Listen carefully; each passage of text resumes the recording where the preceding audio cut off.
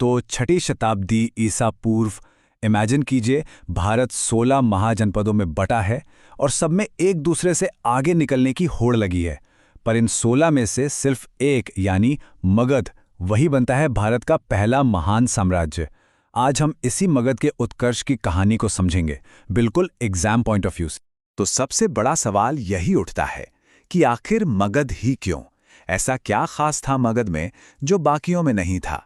क्या वो उसकी ज्योग्राफी थी, या वहां के राजाओं की पॉलिसीज, या कुछ और? इसी क्यों का जवाब ढूंढने के लिए चलिए इसकी शुरुआती डायनेस्टीज के सफर को स्टेप बाय स्टेप समझते हैं। और इस कहानी की शुरुआत होती है मगध के पहले राजवंश हर्यक वंश से। इसे आप कह सकते हैं कि ये वो पहली मजबूत ईंट थी जिस पर एक ऐसे विशाल साम्राज्य की नींव रखी गई जो आगे चलकर पूरे भारत में फैलने वाला था।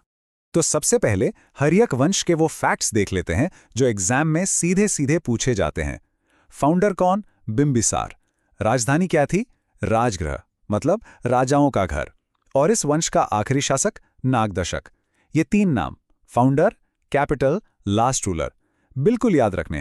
अब जरा संस्थापक बिंबिसार की बात करते हैं। 544 बीसीई में ये गद्दी पर बैठे और इनका सबसे बड़ा कंट्रीब्यूशन क्या था पता है? एक प्रॉपर एडमिनिस्ट्रेटिव सिस्टम।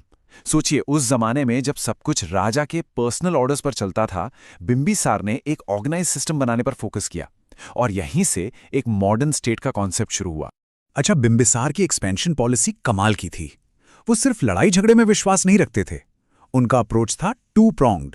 एक तरफ उन्होंने वॉर से शक्तिशाली अंग राज्य को जीता, मगध में मिला लिया, और दूसरी तरफ डिप्लोमेसी, कोसल, वैशाली और मद्र यानी आज के पंजाब तक इन बड़े राज्यों के साथ मैट्रिमोनियल अलायंसेस यानी वैवाहिक संबंध बनाए।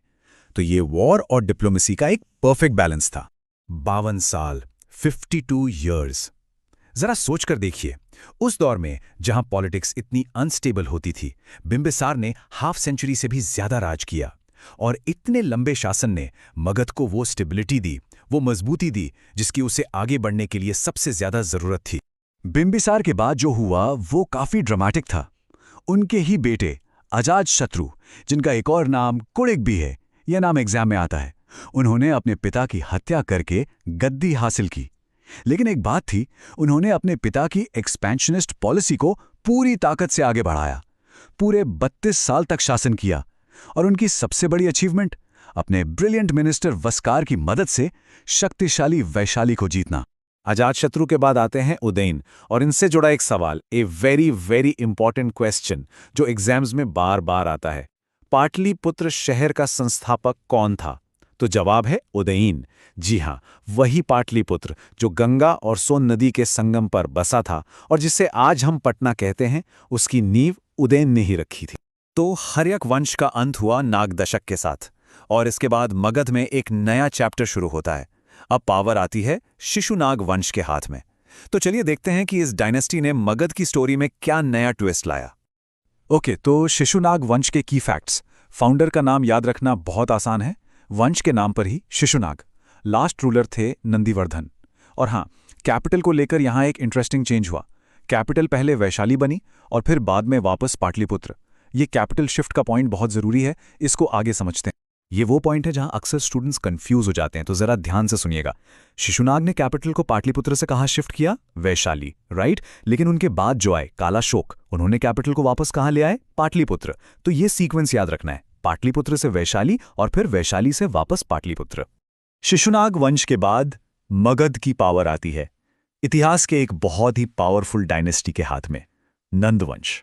और ये वो दौर था जब मगध की मिलिट्री पावर और उसका खजाना दोनों अपने एब्सोल्यूट पीक पर पहुंचने वाले थे। नंद वंश के फाउंडर थे महापद्मनंद।